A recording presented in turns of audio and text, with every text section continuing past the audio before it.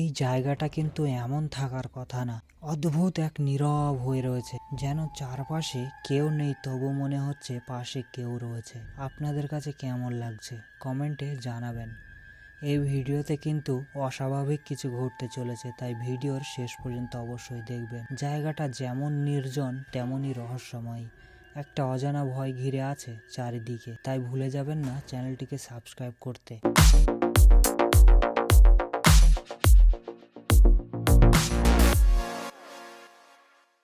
আসসালামু আলাইকুম বন্ধুরা, তোমরা সবাই কেমন আছো? আশা করি সবাই অনেক ভালো আছো। এই জায়গাটা অনেক সুন্দর, তাই না? এই জায়গাটা দেখে বুকের ভিতর কেমন অজানা শিহরণ জাগছে। এখানে কেউ থাকে না, শুধু বাতাসে ভেসে আসে ফিস ফিস আওয়াজ। মনে হয় যেন কেউ কথা বলছে, অথচ আশেপাশে কেউ নেই। একসময় এই জায়গাগুলো সব ভরিপাটি ছিল। আমরা বন্ধুরা মিলে এখানে সব খেলাধুলা করতাম। এটা হলো সেই পুরনো ঘর। এখানে কত লোকজনকে কোম্পানির তরফ থেকে ঘর দেওয়া হয়েছিল। প্রত্যেকটা যে দরজাগুলো দেখছো এখন সব খোলা। সামনে এই ডুমুর গাছটা যেন কথা বলছে, দেখো আমি একাই রয়েছি। এই নির্জন পাহাড়ের ভিতর এত রোদের মাঝখানে কিভাবে বেঁচে থাকতে হয় সেটা বোধহয় এই অ্যালোভেরা গাছটাই আমাদের সবাইকে জানিয়ে দিচ্ছে। সত্যিই জায়গাটা এত পরিত্যক্ত হয়ে গেছে, এত গরম, তারপরেও নিজেকে কেমন জানি ঠান্ডা অনুভব করছি। সব নড়ছে, বাতাস নেই, ঘরগুলো সব নিস্তব্ধ। এই জায়গাটাতে এত কোলাহল ছিল, এত ব্যস্ততা ছিল, সেই সব মানুষের পায়ের ছাপ এখনো রয়ে গেছে। এই জায়গাটাতে আমরা চাষাবাদ করতাম, অবশিষ্ট শুধুমাত্র এই সজনে গাছ দুটোই আছে বাকি। আমার বন্ধু ঘরের দিক থেকে আসছে, ও এখন থাকে, আর মোহাম্মদ ডিউটিতে আছে। ওইদিকে আমার ঘর, আর এখানে একটা খেজুর গাছ রয়েছে, সাথে একটা বাবুই পাখির বাসা বেঁধেছে। এই নিস্তব্ধ পরিত্যক্ত এলাকাতেও সে তার নিজের বাসাকে ঠিকই সুন্দর করে সাজিয়ে রেখেছে।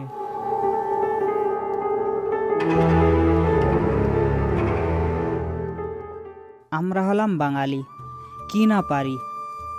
যেখানেই যাই না কেন আর যেখানেই থাকি না কেন, একটুখানি খালি জায়গা পেলে সেখানে সেচ বা জলের ব্যবস্থা থাকলে সেই জায়গাটাকে কিন্তু আমরা চাষে পরিণত করি।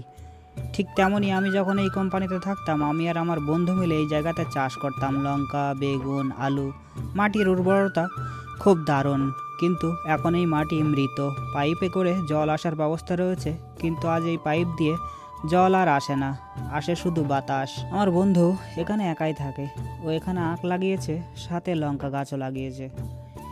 ও বললে এখানে একটা পাইপ আছে, সেটা দিয়ে নাকি বাতাস বয় না, সেটা দিয়ে জল আসে।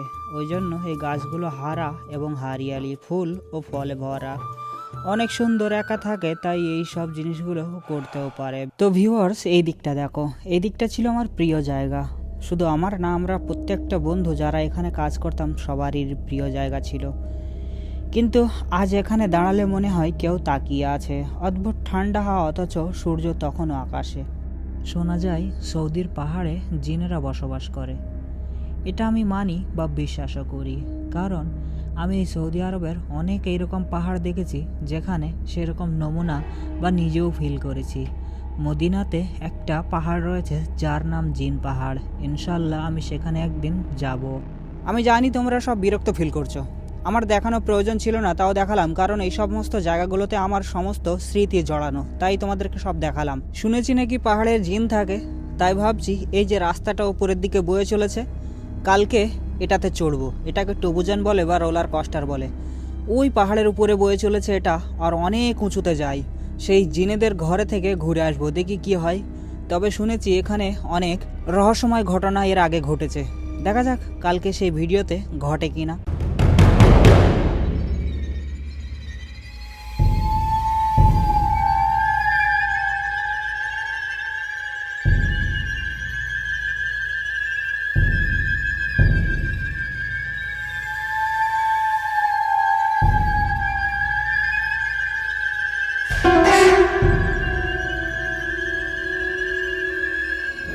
আমার যেসব ভাইয়েরা সৌদিতে আসার জন্য পরিকল্পনা করছো বা ভাবছো সৌদিতে কাজে যাব, এটা ভেবে সৌদি অনেক ডেভেলপ কান্ট্রি, অনেক পয়সা আছে, কিন্তু একবার ভাবনা চিন্তা করে এই সমস্ত জায়গাতে এসো।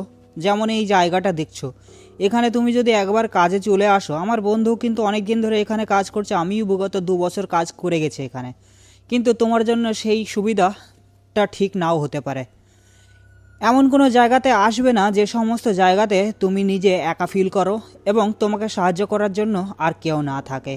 তাই এই সমস্ত জায়গাগুলো দেখে শুনেই এসো। আমি যখন এসেছিলাম তখন এখানে দিনে কর্মচাঞ্চল্য অবস্থা ছিল, মানে প্রচুর ভিড়ভাট্টা হতো, কিন্তু রাতে নিস্তব্ধ আর ভয় এক প্রকার কাজ করতো।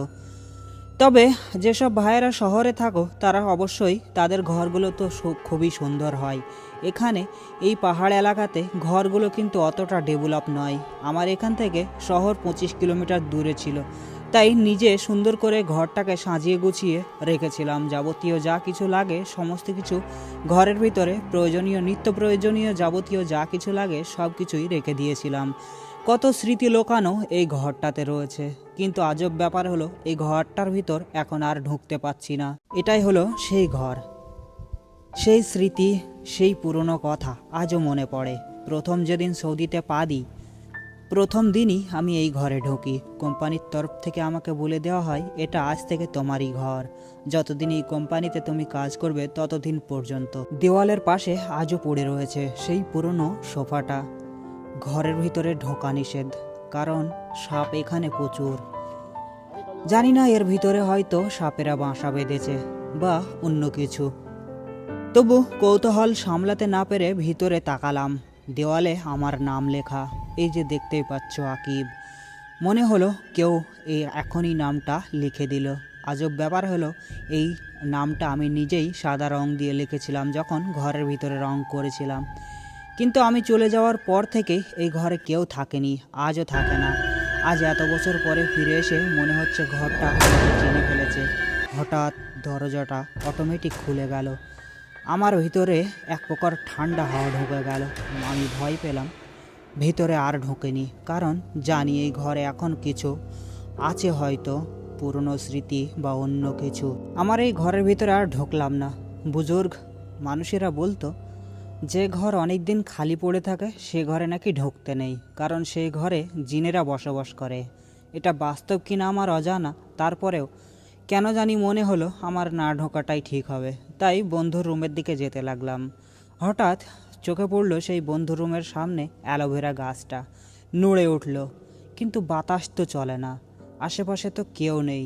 মনে হচ্ছে পাশ দিয়ে কেউ হেঁটে চলেছে আমার সাথে, কিন্তু কেউই তো নেই। আমার বন্ধু এখনও আমার সাথে নেই, সে অন্য কাজে ব্যস্ত রয়েছে। আমার মনটা কেমন জানি হচ্ছে।